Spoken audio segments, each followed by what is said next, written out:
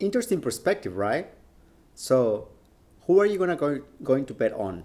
The silver spoon or the scrapper? Also, are you a silver spoon or are you a scrapper? I will give you a moment to think about it. Remember what I told you on day one? Never lose the human side within human resources.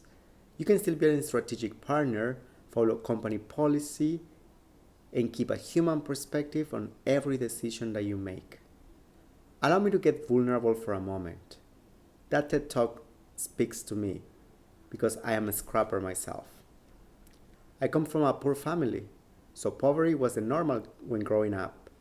None of my parents has a college degree, and we experienced very difficult times as a family.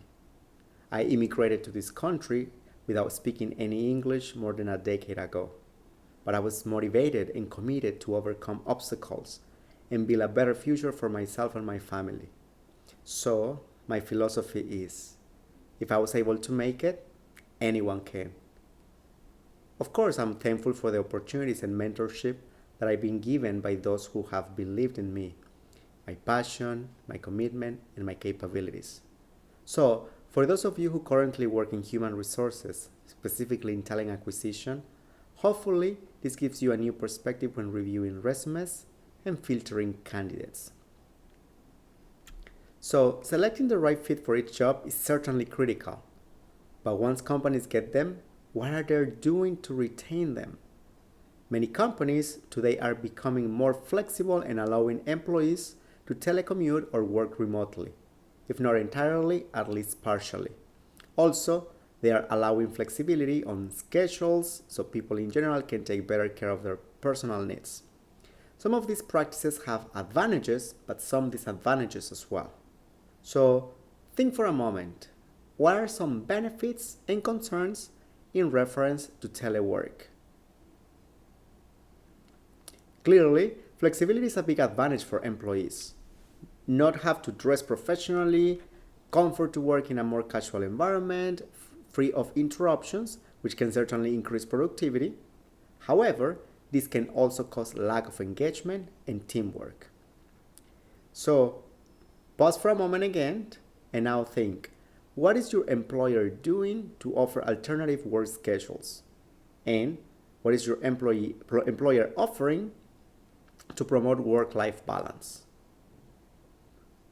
Hopefully, they have realized that that's needed in today's world. And they have some alternatives, at least for certain population of your company. The last concept I would like to review before we conclude today's lesson is job analysis.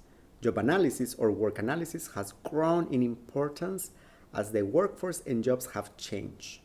Job analysis is also useful in identifying job factors and duties that may contribute to workplace health, safety, and employee or labor relation issues. On the screen, you can see the stages that are part of the job analysis process. You can find further details of this process on page 57 of your textbook by reviewing figure 3.3. Pause for a moment here, please, and take care of the following. First, review figure 3.3 on page 57 of your textbook. Then, go to Blackboard and review the job analysis PDF document that has been attached as part of this week's content. This is just an example of a template that can be used to conduct job analysis. Keep in mind that you will learn so much more about job analysis when you take the talent acquisition course, if you haven't yet. When you are done reviewing those two items, please come back and keep watching. The uniform guidelines on employee selection procedures make it clear that human resources requirements must be tied to specific job-related factors if employers are to defend their actions as a business necessity. Job descriptions are frequently the link to these job-related factors.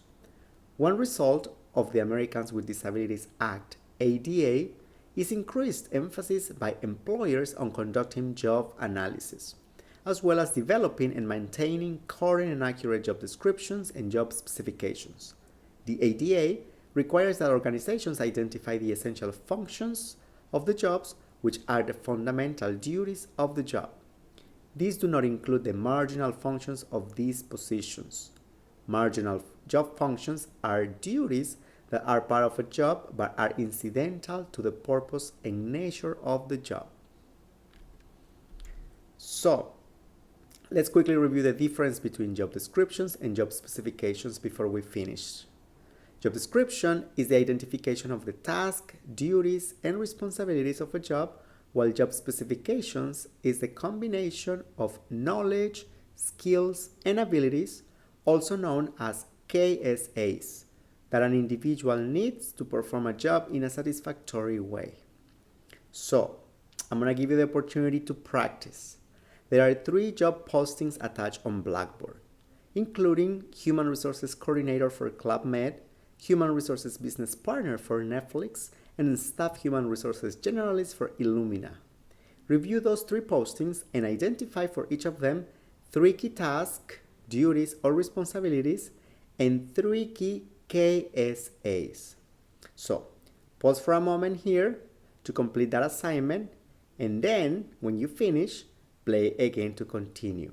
Part of the purpose of this exercise is that for you to become familiar with what companies are looking for in individuals who are interested in applying for human resources roles. So go ahead and complete the exercise, and I will see you soon when you finish. Thank you for today. I trust you were highly engaged during the different activities that we had today. Before the end of the week, please remember to submit your initial post in the discussion board number 5, and this has to be by Wednesday. That discussion board is titled Reasons Why People Leave Jobs. Also, complete the turnover calculation assignment. If you want to find the details, go to Blackboard, and remember this has to be submitted by Sunday. Also, read chapter 4 and complete quiz number 4. As usual, as every week, remember that you need to respond to at least 2 classmates by the end of the week on the discussion board for this week's discussion, so you can get full credit for it. And last, please complete the mid-course evaluation so we can assess if we are meeting your learning expectations. Thank you again for a great week, and see you next week.